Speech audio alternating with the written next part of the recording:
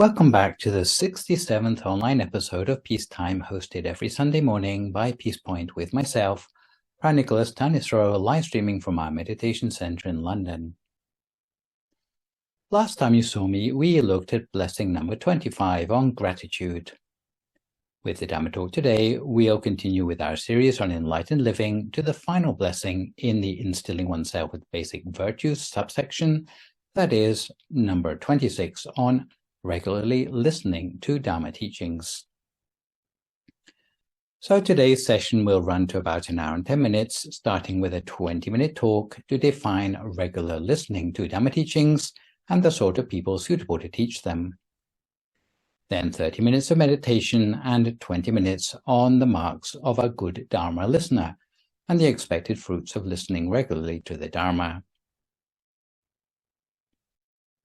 So today's blessing is the 26th step of the staircase of Buddhist practice entitled Regular Hearing of Dharma Teachings. Only having availed ourselves of the first 4 virtues of Group 7 of these blessings, it will be fruitful for us to go on to listen to Dharma teachings regularly.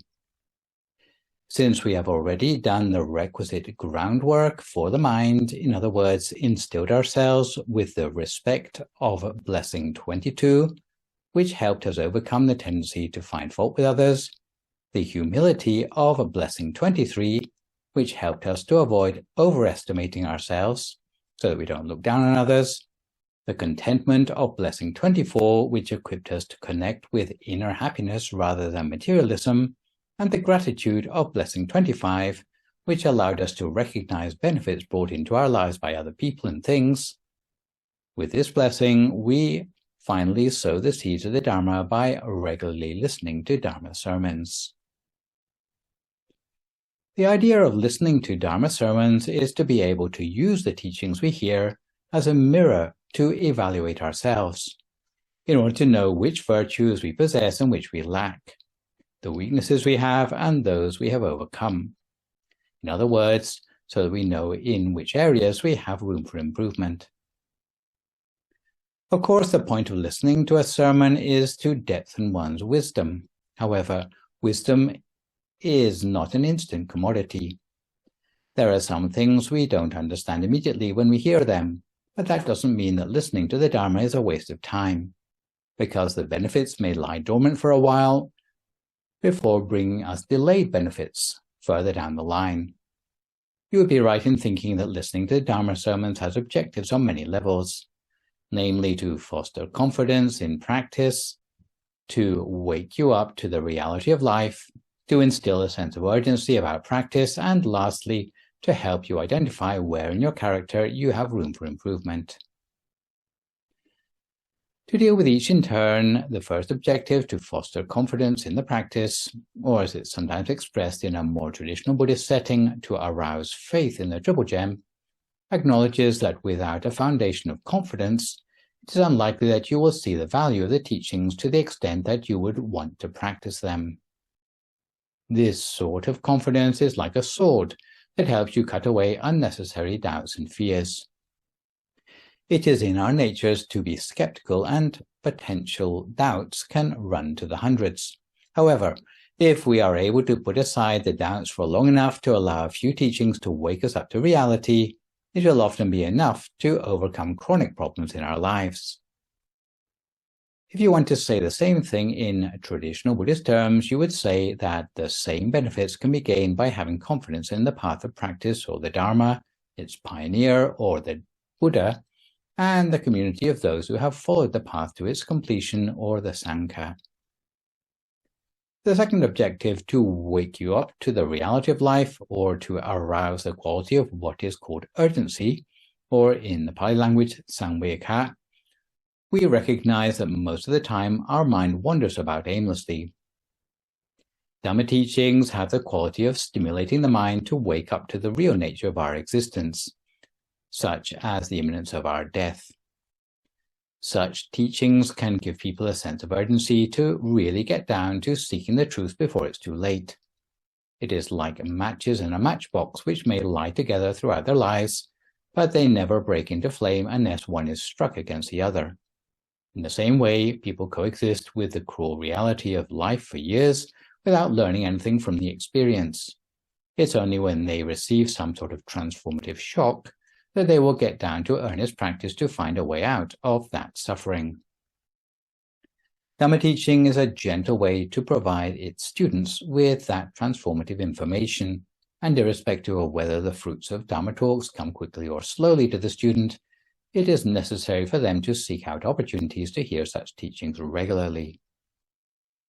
Finally, hearing Dhamma talks is a good opportunity to identify where you have room for improvement in your character.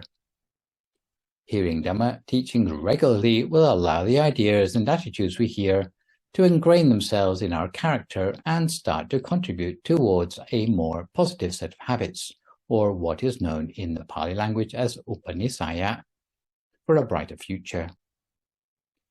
Having heard teachings in theory, the idea is to reflect on the virtues learned as an objective mirror to examine the presence or absence of those virtues in ourselves, and to see whether the virtues we already have can be improved upon.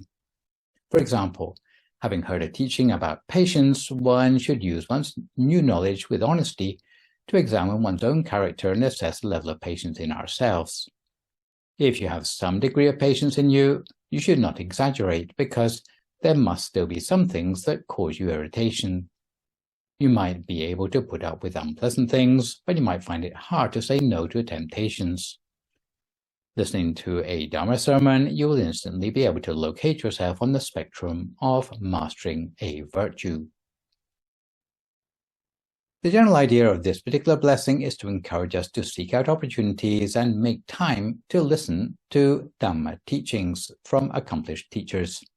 So what we'd hope to learn from this blessing is the choice of appropriate things to listen to and the choice of appropriate times to listen to them. In terms of what we're listening to, the definition for the word Dhamma, which we also met up with back in Blessing 16, generally means Buddhist teachings as found in the Tipitaka.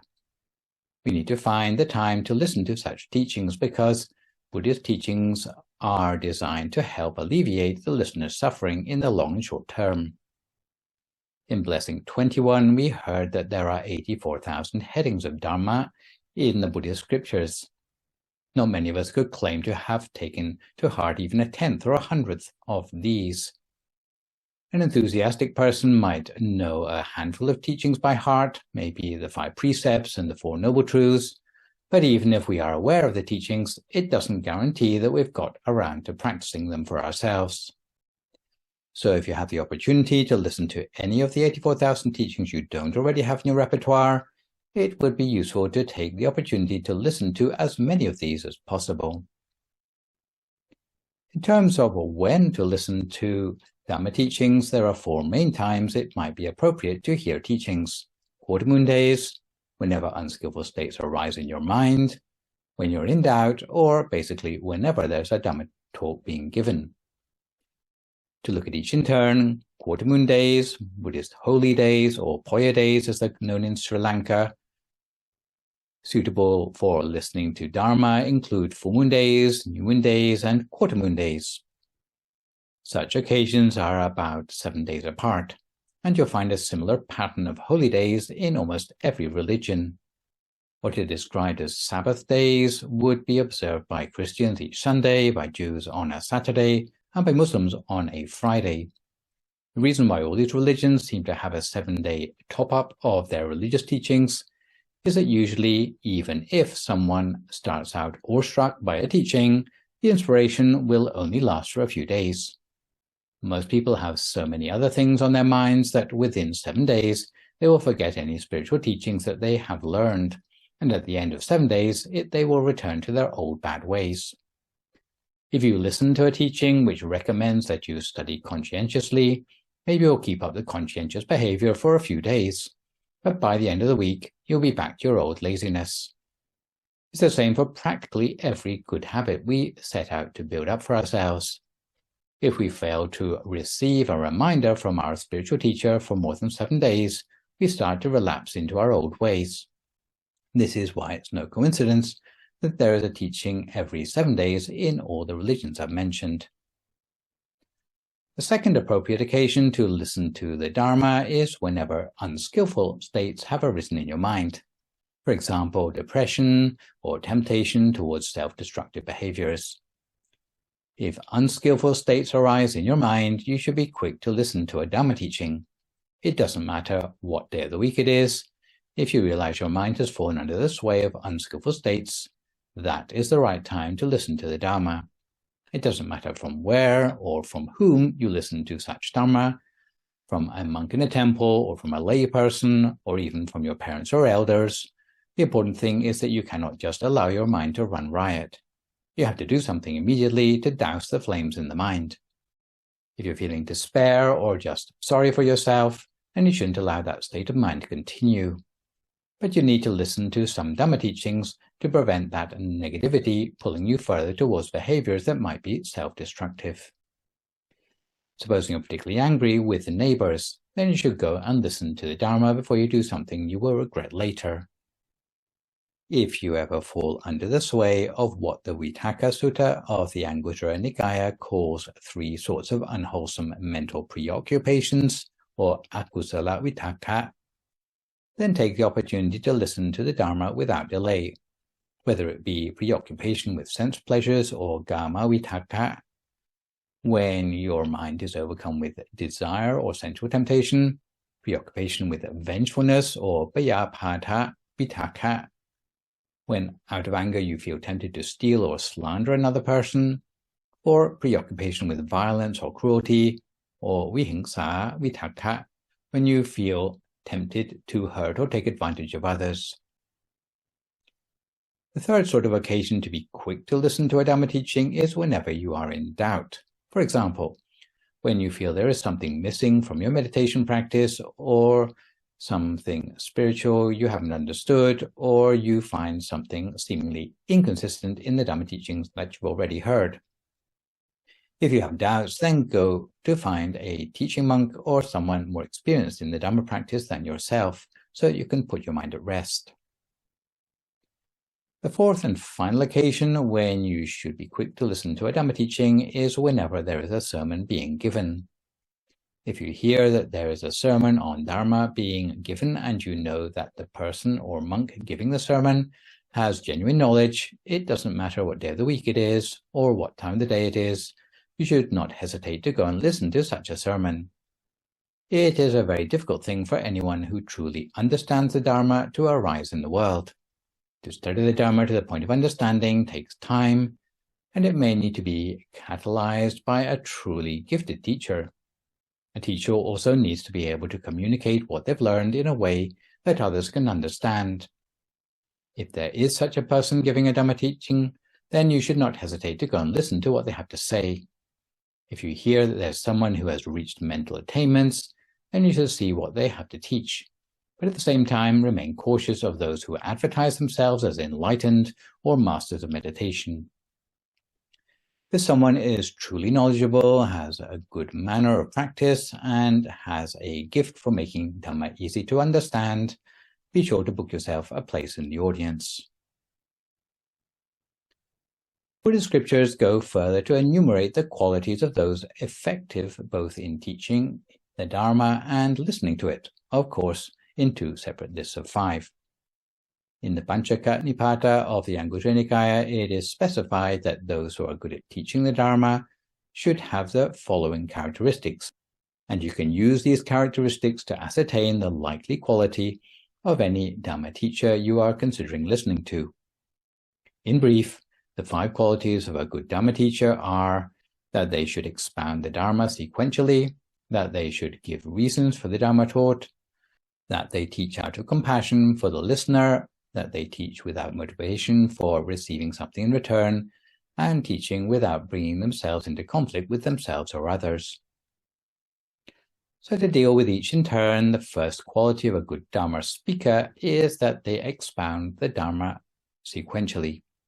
This means the speaker must teach the Dharma that starts at the listener's level of knowledge and become gradually more profound, rather than skipping over important subject matter vital to the listener's understanding. To be sequentially profound requires that the speaker has a real understanding of their own subject matter. is an effective communicator, and finally that they must have prepared and planned what they're going to teach in advance. It's not generally good enough just to speak off the top of one's head, and I must also admit that I have issues with the recent trend for VJ monks, whose sermon consists of going through a playlist of Dhamma videos for their audience. The second quality of a good Dhamma speaker is that they give reasons for the Dhamma talked. It is not good enough just to repeat what you memorized from a textbook or even from the scriptures. It is considered bad form for a Dhamma teacher who has not done any preparation to read out borrowed PowerPoints to their audience. A teacher has to be able to explain the causes and effects in any relationship, be able to categorize, analyze, generalize, and distinguish. When teaching virtue, it's only possible to explain something thoroughly if you have practiced it already for yourself. How can you expect to teach meditation if you never tried it for yourself? How can you expect to teach about the 5 precepts or the 8 precepts if you are unable to keep even a single precept for yourself? So if you're going to give a description or an example and you only have examples of what others have done and you can't add anything from your own experience, anything you say will carry very little weight with the audience. The third quality of a good Dhamma speaker is that they teach out of sincere compassion for the listener. The goodwill of loving kindness and compassion are the basic foundation of a good teacher. Supposing someone is very virtuous and can practice many virtues for themselves, like a Pacceka Buddha, but lacks compassion for their fellow man. Supposing they give up teaching as soon as the audience dwindles, then it may be that they lack sufficient compassion to teach others. Fourth quality of a good Dhamma speaker is that their motivation to teach should not be to gain something material in return. A good teacher must not teach solely motivated by material remuneration in terms of wealth, Facebook likes, or fame. Some monks lose their interest in giving sermons if they are offered insufficient donations, which would be considered rather a mercenary attitude to a Dhamma teaching. Some are not interested in the income from their sermon, but would be disappointed if their audience is small. If there is a large audience, they will rise to the occasion, but if there are only a few in the congregation, they don't really bother what they teach and try to finish as early as possible, which is not very noble on the part of the monk. Giving Dhamma talk should not become a popularity contest. This is why, as a Dhamma teacher, if you can be contented, no matter how many or few come to listen to your teaching, that is one of the signs of a successful Dhamma teacher. The great abbot of Wat Phra Nam taught, if 1,000 turn up, we teach 1,000.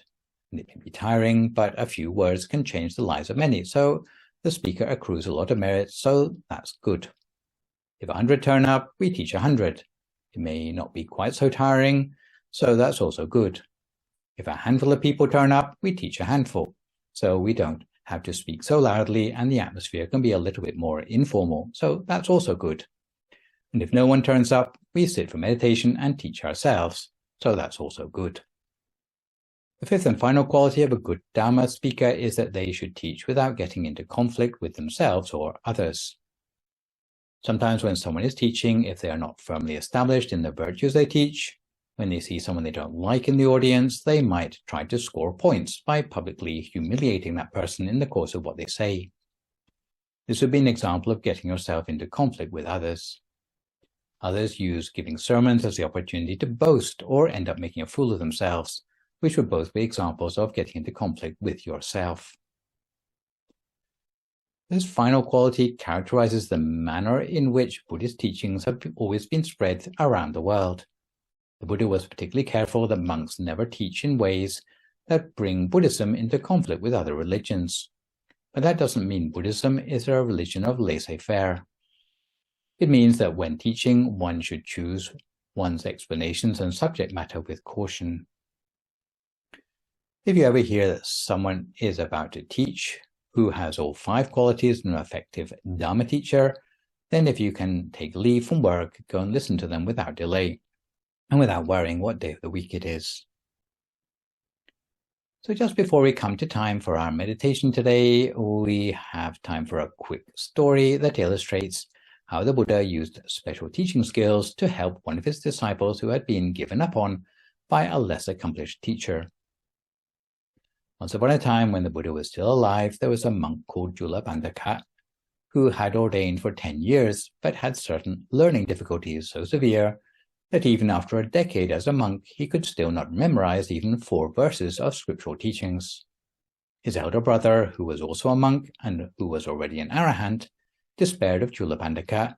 He thought, "My younger brother has such a bad memory, he cannot even remember 4 verses. So what chance will he have of learning the chanting or any of the longer suttas of the Buddha?" Julapandaka ended up being banished from the temple by his big brother and shunned because he wasn't considered worth his keep. Julapandaka considered disrobing, but he came across the Buddha, who had seen the opportunity to intervene in the monk's predicament. Julapandaka informed the Buddha that he was going to disrobe, but the Buddha asked him, "When you ordained, did you ordain for the sake of Buddhism, or did you ordain for the sake of your big brother?" Julapandaka agreed that he had ordained for the sake of Buddhism, so he renewed his interest to continue in the monkhood. The Buddha looked back into the previous lifetimes of Julapandaka to find the origin of his learning difficulty.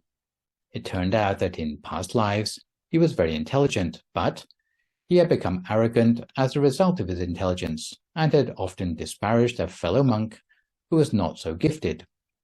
Consequently, the other monk despaired and disrobed. That act of karma had rendered him unable to learn himself in every subsequent lifetime. Buddha realized that to memorize any scriptures would be fruitless, so he found another way to teach the monk. To find a custom-made meditation, the Buddha looked back into previous lifetimes to see what Julapandaka would be able to remember. Tradition has it that Julapandaka in another lifetime had been a king, and that while going in a procession around his city, he had wiped the sweat from his brow with a spotless garment, which he wore, and noticed how the cloth was stained. The Buddha consequently decided to teach Julapandaka the word Rajo Haranang, meaning sullied, and gave Julapandaka a piece of white cloth with which to wipe his own head. The white cloth was blackened by sweat and dirt, and eventually Julapandaka, seeing the impurity of his own body, had sullied the white cloth to make it black, developed dispassion towards his own body. Before long, Julapandaka's mind grasped the idea of impermanence with the same ease that he had done in that previous lifetime, and his mind was able to enter the center of his body and attain the Dhammakaya inside, and he became an arahant on the spot. A little later, the Buddha and his monks were receiving their midday meal at the house of Jivara Gomarapacha. But when the meal was about to be served, the Buddha asked everyone to wait, saying that there was still one more monk left behind at the monastery.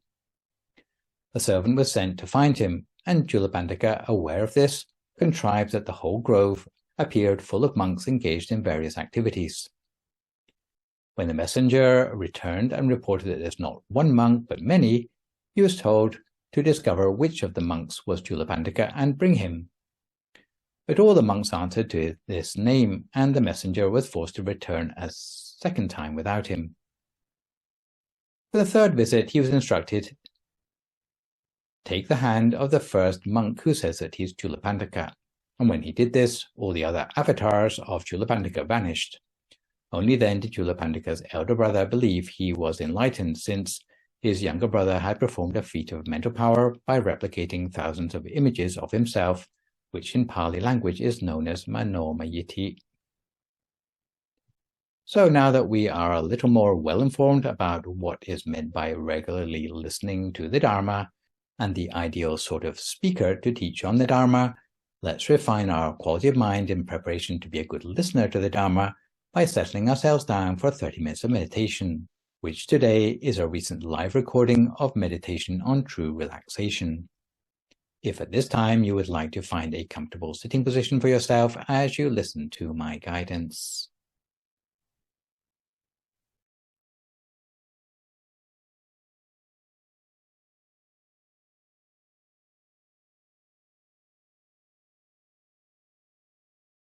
If you'd like to start by finding a comfortable position for yourself in the meditation,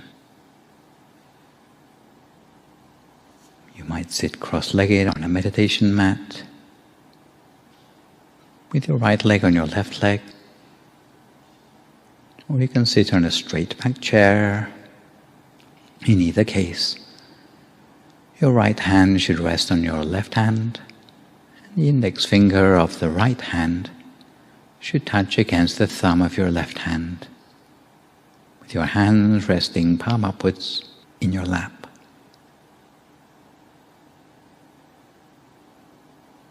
And close your eyes very softly, as if you were only half closing your eyes, similar to the way you might close your eyes to go to sleep. So never squeeze your eyes closed, and try to make sure there's no pressure around your eyes. And you might like to make a scan down through the whole of your body to make sure each and every muscle in your body is as relaxed as possible. Starting at the top of your head, scanning down through your body, relaxing each and every muscle as you go. When your body feels relaxed, you can turn your attention to relaxing your mind. The best way to relax your mind is to imagine that you're filling yourself with happiness and joy, so that your mind feels refreshed, pure and clean inside, free of any worries or anxieties whatsoever. So we let go of all these things, at least for the time that we're meditating, allowing our mind to become empty, and imagining that inside yourself is just an empty space, without any organs or tissues, without any muscles or bones, just a hollow cavity inside yourself, or as if your whole body had been transformed into a sort of transparent bubble with nothing on the inside. And within this empty space of our body, we might cast our mind back to the picture we talked about a few moments ago, of the bright sun shining in the sky, or something equivalent like a full moon, a shining star, a crystal ball, or something like a sparkling diamond, whatever comes easiest to you. And bear in mind that it may be more of a feeling than a picture. Some people say they feel the picture more than they see it. But in this particular case, we allow that inner picture, whether it's clear or vague, whether it's more of a feeling, to gently gravitate down within the space of our body until it comes to a place somewhere round about the middle of our tummy. This place inside us is particularly important because it's a place where the mind can become peaceful for a change. It's a place where the body and the mind can come into balance. In effect, it aligns with the turning point of the deepest breath. And it's also a place of wisdom within our body. So although the habits of our mind might be to wander all over the place, but now we give our mind a place it can come back to in a soft and gentle way, by resting it with that picture inside us, lightly and gently, consistently, the whole of the time. And if we are very gentle, if we do it in just the right way, then it'll conjure up a feeling of expansion inside ourselves. And by saying that we see something inside us doesn't mean that we use our eyes to see it. We see it with our mind's eye. And the actual eyes in our head still look ahead as they normally do, because they have nothing to do with the process of meditation.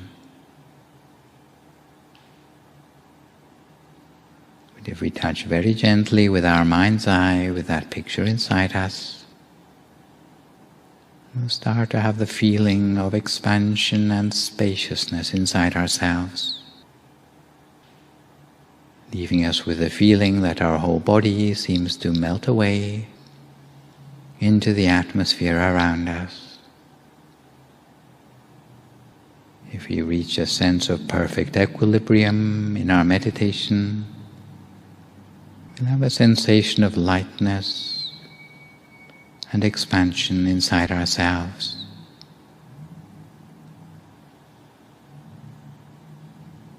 But if we have the feeling inside us that something is narrow or forced, blunt or stressed, then we shouldn't force ourselves to go further down that path in our meditation. It's better that we open our eyes and start all over again in a gentler way. If our mind wanders away from the center, we simply bring it back again each time. And if the inner picture disappears, then we just conjure up a new one. If the picture changes, then we just follow it in its new form.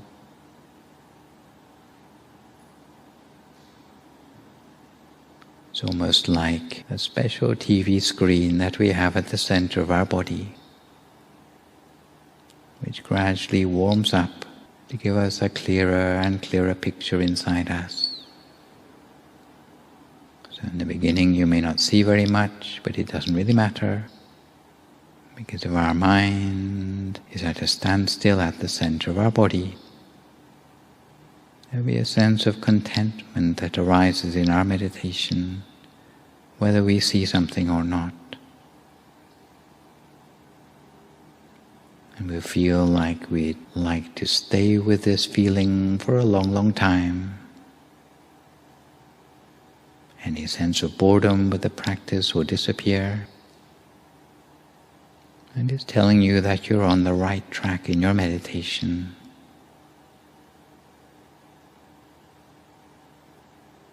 In the meantime, there's no need to analyze or have a mental commentary on what's going on in the mind. And we also have to resist the temptation of trying to make meditation happen. Because in effect, the meditation will happen all by itself.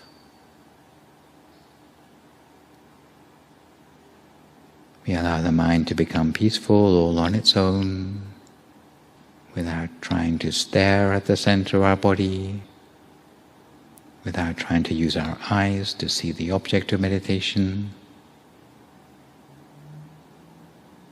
Just simply maintaining our mind at the center gently and comfortably.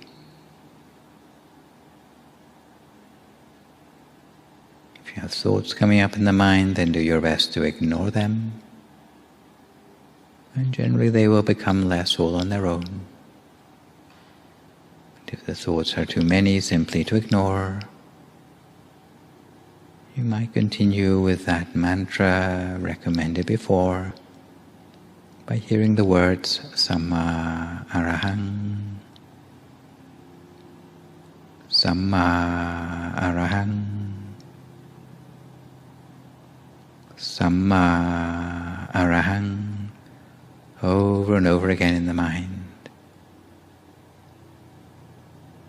If you you find the mantra useful, then continue repeating it over and over again to yourself until your mind becomes more free of thought. And generally what happens is that as your mind starts to become more independent from the thoughts, then the sound of the mantra will die away by itself, almost as if you forgot to maintain the mantra. If your mind is not quite still and it's still wandering to other matters, then it's possible that you need to keep up with the mantra.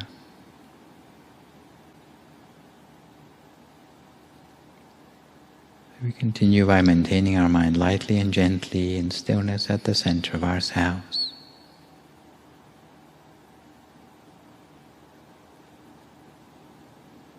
And often there'll be a sense of brightness or increasing illumination in the mind, something that stays with us during the meditation and sometimes even beyond that. Some people get up from their meditation, go on to other things, and the brightness still stays with them, even to the point that they can lie down to go to sleep at night and the brightness is still there at their center, as if it will remain bright there all night long. But often it makes us realize that the amount of sleep that we actually need may not be as much as we thought. The mind is energized and refreshed from the inner brightness. We may feel that we need only a minimal amount of sleep each night.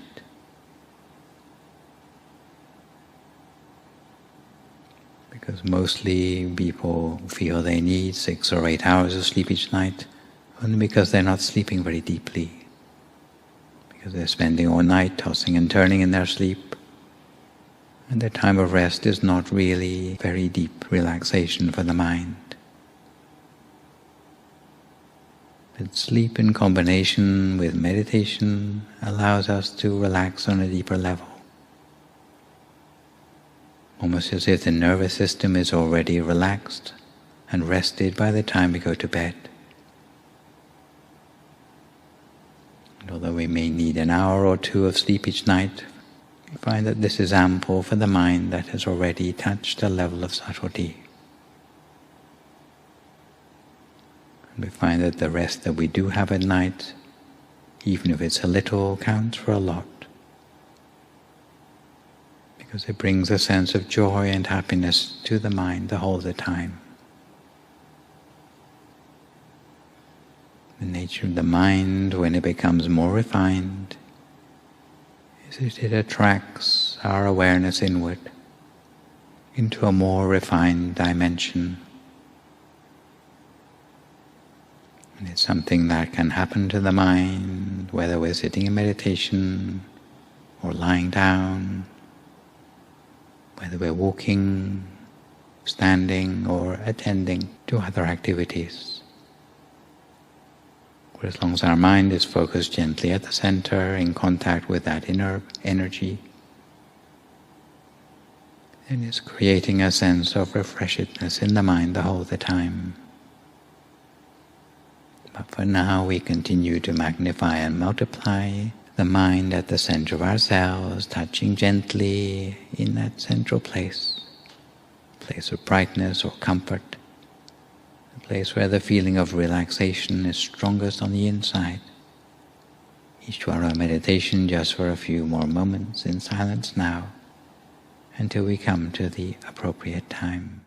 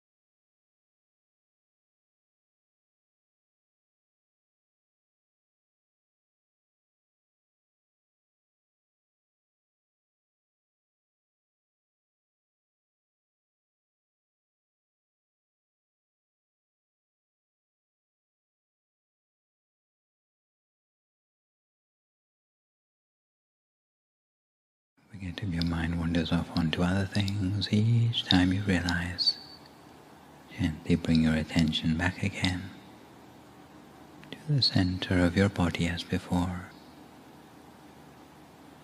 bringing it back for as many times as it takes to build up that sense of connectedness between your mind and that special place inside you.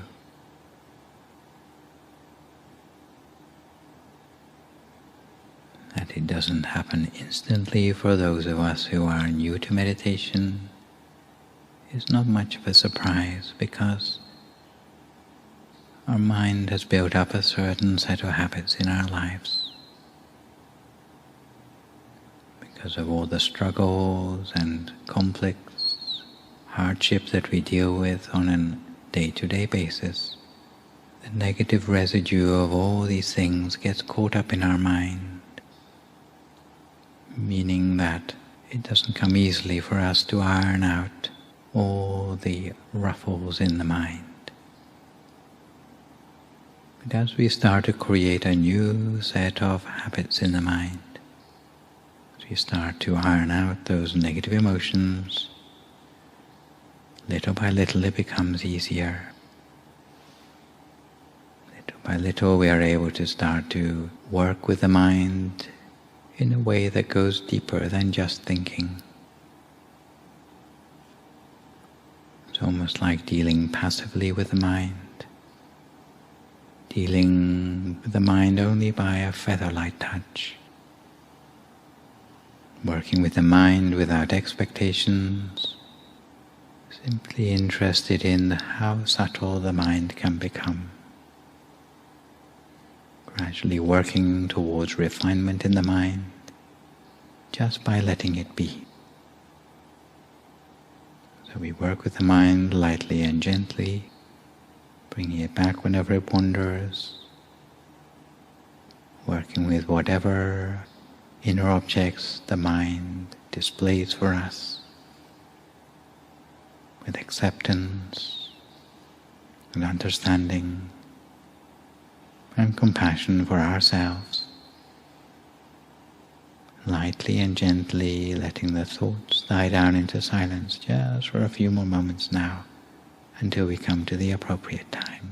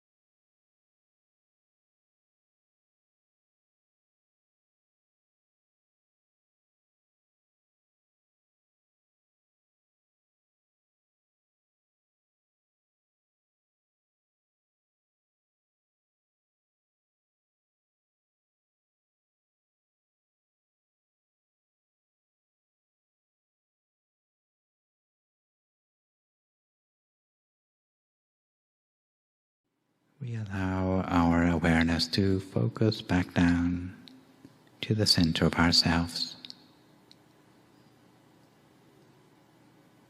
making sure that our body and mind are still as relaxed as ever, engaging with the sense of brightness on the inside. It helps the whole of our body and mind to shine forth with the light of love and peace, beauty, happiness and joy.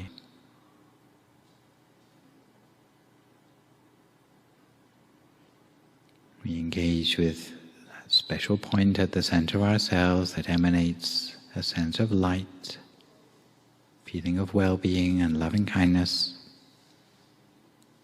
more and more, brighter and brighter,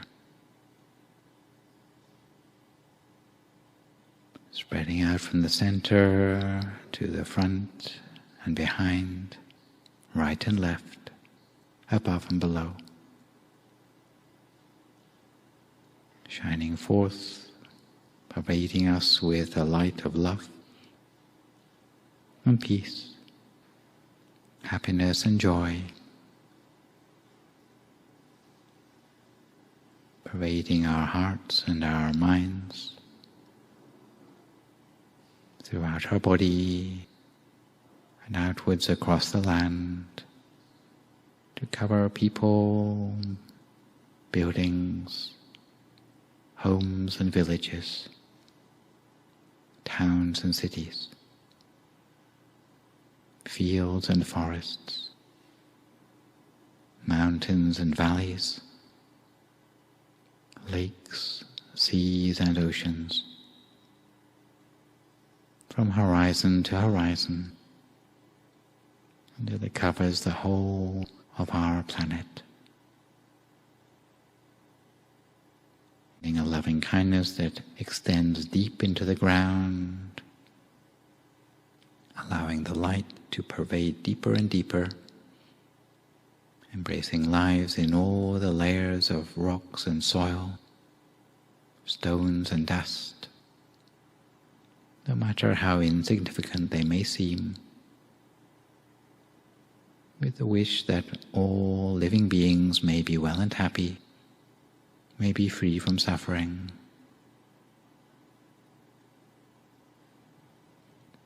We continue to share this light of love and peace, happiness, beauty and joy, deeper into the water of the sea, deeper down to the ocean shores, allowing that light of loving kindness to perfuse the ocean waters, with the wish that all the aquatic beings be well and happy, free from suffering. We share this light of love, peace and joy more and more,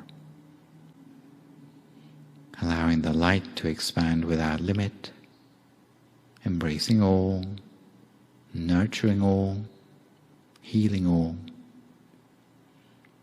forgiving all without end.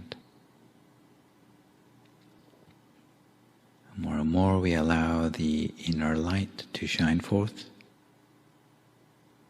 extending deeper into the sky, the atmosphere, outwards into the universe, with its stars, planets, suns and moons, expanding outwards into the entire galaxy, the seas of stars, reaching out to the entire universe with the wish that all beings living in this universe be well and happy, be free from suffering. And we extend that light of loving kindness to every living being in the universe, with the wish that there may be peace amongst people, peace amongst nations, and may we witness lasting peace, love and care in all hearts and minds, to bring peace to our planet within our own lifetimes. We allow the unbounded light of loving kindness to shine with an all-embracing light, more and more without end. As we are spreading our loving kindness, we might cast our mind back to the example in ancient times of an old hermit who used to retire to the seclusion of the forests for meditation, who also had the habit to favor the practice of meditation on loving kindness. And he used to practice loving kindness meditation by day and by night, Whenever his mind was at ease, he would spread loving kindness, facing east with the intention that may all living beings in the direction in front of me, in the eastern quarter, even the smallest creatures, 2-footed, 4-footed, with many legs or no legs at all, be pervaded with my loving kindness. May all living beings enjoy happiness and be free from suffering. The next day he might spread loving kindness in the same way to the western quarter, to the northern quarter, to the southern quarter, upwards or below. And he spread loving kindness in this way in all directions, consistently and regularly, until it became his habit. And the results of his loving kindness practice came back to him in many ways. Whenever he slept in happiness, as if slipping into deep meditation. The loving kindness would bring him joy the whole of the time, and he would have a dreamless sleep. If he ever dreamed, then it would be of auspicious things. And on waking, he would feel refreshed, free of sleepiness. And he always had a very radiant complexion because of his practice. If there was ever any danger in his midst, it would never harm him. And he was loved and respected by people, celestial beings, and forest creatures alike. He was able to enter upon meditation easily and attain the absorptions quickly, his mind coming to a standstill swiftly, because he was able to let go of external events easily. He never bore any anger or grudges towards anyone, and his mind was bright at the center of his body, brighter than the sun at midday. And as a result of his loving kindness, the forest became abundant with fruit. Even animals that were sworn enemies, like deer and tigers, that came into the vicinity of the forest, were able to coexist in harmony, because their minds were pacified by the loving kindness they felt towards one another. So these are some of the fruits of spreading loving kindness, which appear even during the present lifetime. So for the last few moments of our meditation, we take the awareness of the brightness that has arisen in our minds, remembering the feeling as well as we can for a few more moments in silence.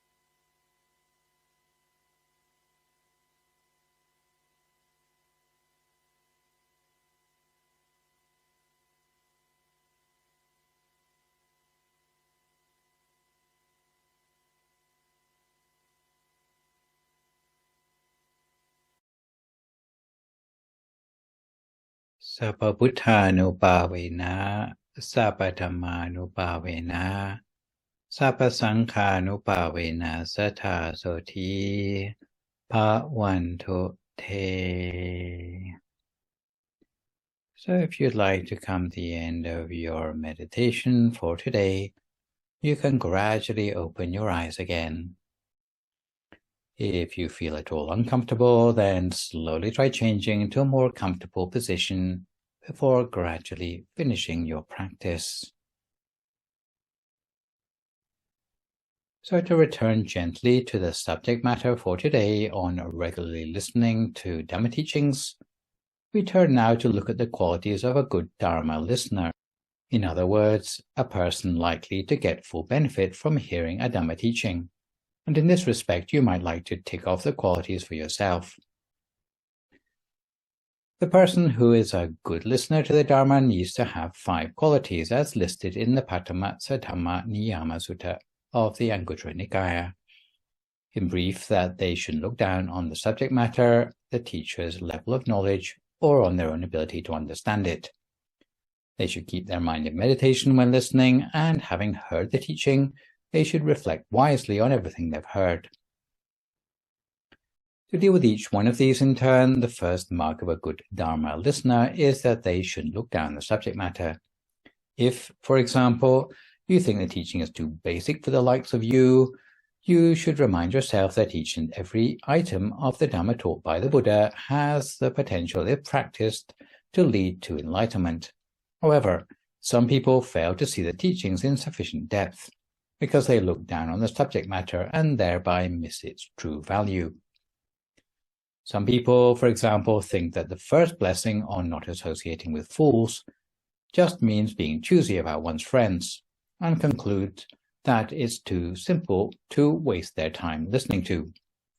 They have their own preconceived ideas about what fools are like, so they don't want to waste time hearing a sermon about such a subject. But in the eyes of those with a more profound understanding, even this single subject, practiced properly, can pave the way to nirvana.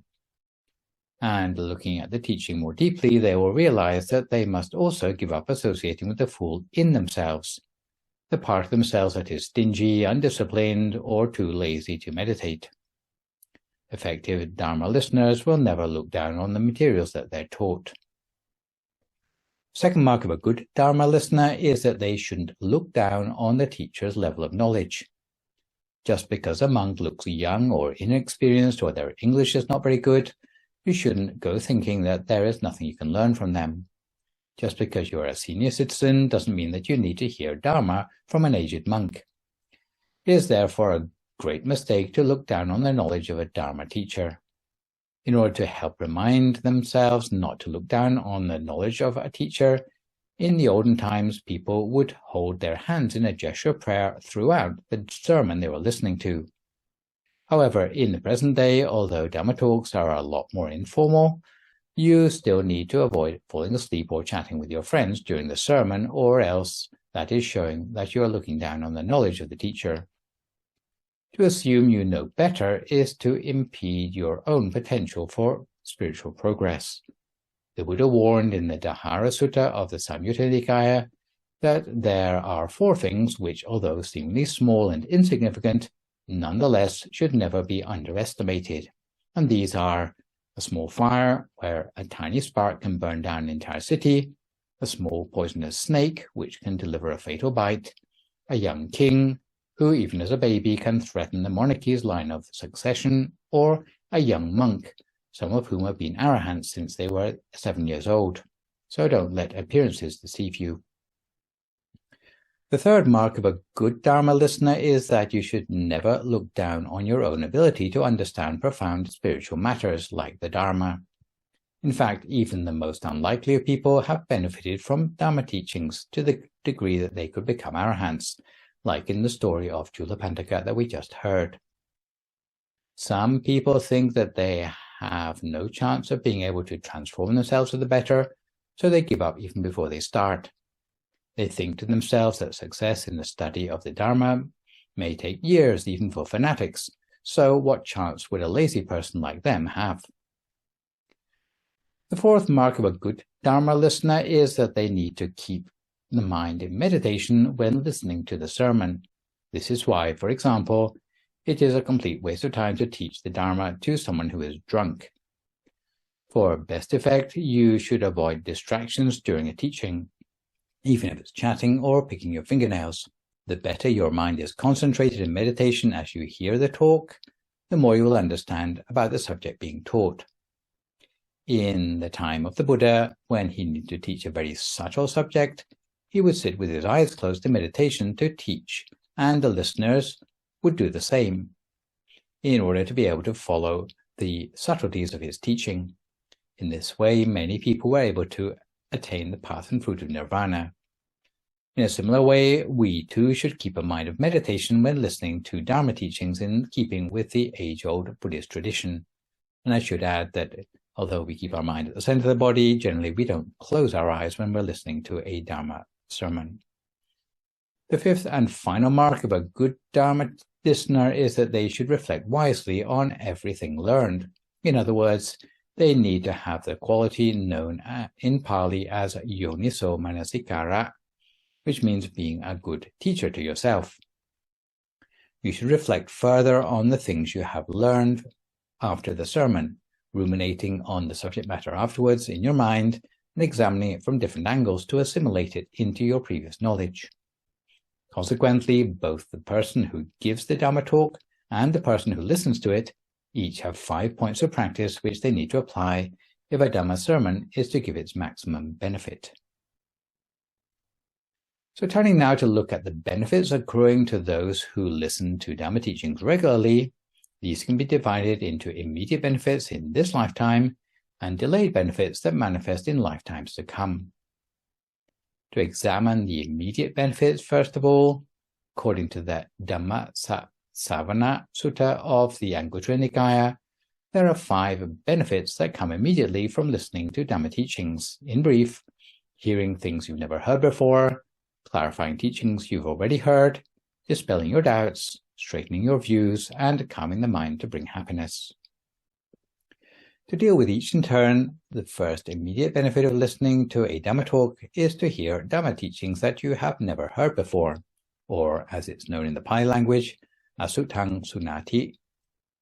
Because a Dhamma teacher will always endeavor to find new items of Dhamma for the listener, as we have heard previously in blessing number 3, if we listen to a Dhamma sermon, we will almost always be hearing something we have never heard before. The second immediate benefit of listening to a Dhamma talk is to clarify Dhamma teachings we have already heard, or as it's known in the Pali language, sutang pariyoda peti. If it happens that the subject of a sermon is something we have already heard before, at the very least it will allow us to revise and depthen what we already know, and to raise our familiarity level, allowing us to remember more of the details. The third immediate benefit of listening to a Dhamma talk is to dispel one's doubts, or as it's known in the Pali language, kankang vihanati.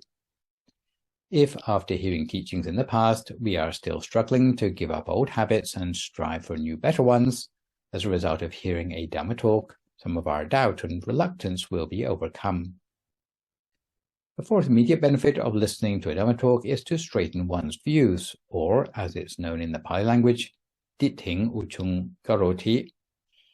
Because we are so mixed up with a world of delusion in our everyday lives, many false views can brush off on us. Such negative worldview, if left to its own devices, can eventually lead our spiritual cultivation to go in circles, or else deviate from the objectives we have set ourselves. One advantage of regularly listening to Dhamma teachings is that we are able to identify the workings of false view in our mind and to uproot it, establishing right view in its place. The fifth and final immediate benefit of listening to a Dhamma talk is to calm the mind and bring happiness, or as it's known in the Pali language, Cittamassa Pasidati. Hearing Dhamma sermons will wake us up to the reality of life in the world, shaking our mind out of obsession with sensuality, vengeance, and aggression, while making it clearer to us where our weaknesses lie, and boost our morale, giving us the means by which we can move past the source of suffering, so that we can attain successively higher levels of happiness as we reach towards the path and fruit of nirvana. And in conclusion, the Buddha told us in the Samyutta Nikaya that, "O you who see the danger in the cycle of existence, in whatsoever era the noble disciples hear the Dharma, allowing it to seep to the very marrow of their bones, to the innermost part of their mind, and who muster all of their encouragement, bending their ears to listen to the Dharma in earnest, in that era their 5 hindrances will be overcome, and their 7 factors of enlightenment will be brought to completion through the power of their meditation." Furthermore, it turns out that the benefits of listening to Dharma teachings don't run out at the end of the present life, but they carry over into future lifetimes as well. By listening to Dhamma sermons, even though we might not immediately understand everything we hear, nonetheless, wisdom will form positive predispositions in our character in the long term. Such deeply rooted habits become like bedrock for the mind. Gradually, we will start to build up familiarity with the technical vocabulary associated with the Dharma, even if we're not sure of the meaning. We might not know the meaning of the chanting, but before long we have a passing acquaintance with the Pali words. Such predispositions will be like a down payment on future cultivation of good deeds by accelerating our attainment of wisdom, our ability to teach others, recognizing the message of the Dharma when we hear it in the future, and being easily reawakened to the value of Dharma teachings. To deal with each of these future benefits in turn, the first benefit of listening to Dhamma teachings for lifetimes to come will be accelerated attainment of wisdom. In subsequent lifetimes, one will attain wisdom quickly and with ease, being better able to recall and apply the wisdom of Dharma, allowing attainment of the path and fruit of nirvana more quickly. The second benefit of listening to the Dharma teachings for lifetimes to come will be ability to teach. In subsequent lifetimes, since one has an underlying gift for the Dharma, it will be easier to teach it and explain it to others. The third benefit of listening to Dhamma teachings for lifetimes to come will be recognition of the Dharma message. In subsequent lifetimes, even if you can't personally remember items of the Dharma oneself, but hearing those teachings from others will trigger one's attainment of the path and fruit of nirvana, and one's understanding will be thorough and free of doubt. Like a person who has heard the sound of a drum once before, even if much later, after a journey of many miles, they hear a similar sound again, they will immediately recognize it as the sound of a drum. It would be hard for anyone to persuade such a person that what they're listening to is not a drum. The fourth and final benefit of listening to Dhamma teachings for lifetimes to come would be being easily reawakened to the value of Dharma teachings. In subsequent lifetimes, even if one can no longer remember the Dharma one has learned, and even if there's no one to teach it, but on hearing only a few words of advice from others, or perhaps even overhearing such advice, it will bring back one's former knowledge of Dharma, easily allowing one to attain the path and fruit of nirvana with ease. Those who know the morning and evening chanting by heart, even without the meaning translated, will gain peace of mind and a familiarity with the Pali turns of phrase, so that just overhearing the same sound in the future will access our previous disposition to allow us to build upon this as we pick up on our journey towards nirvana. So for today, I'd like to finish by telling you a story about a lady who was extremely devoted to hearing Dharma teachings, a habit which brought benefit to her and those around her in that particular lifetime. The lady's name was Guru Ragarika, although she is sometimes known as Gali, and she was a devout supporter of the Buddha and the mother of a monk called Sona Kutikana Thera, so we'll call him Sona for short. On one occasion, the monk Sona was passing through his hometown, and on her way back from the Jetavana monastery, Guru Ragarika met her son, the monk, and organized a grand charity event in his honor. Having heard that her son could expound the Dharma very well, she requested him to give a discourse. Sona complied with her request, and so she built a pavilion especially for the purpose. A large crowd, including his mother, turned up to listen to the Dharma expounded by Sona. However, when she was at the pavilion listening to the sermon, some thieves broke into her house. Meanwhile, the leader of the thieves went to the pavilion to keep watch on the owner of the house. His intention was to attack Guru Ragarika if she should return home early on learning about the theft taking place in her house. Right on cue, the maid left behind to guard the house went to the pavilion to inform her about the thieves breaking in. But the lady only said, "Let the thieves take all my money, I don't care, but don't come and disturb me while I'm listening to the Dharma." Having reprimanded her, she sent the maid home.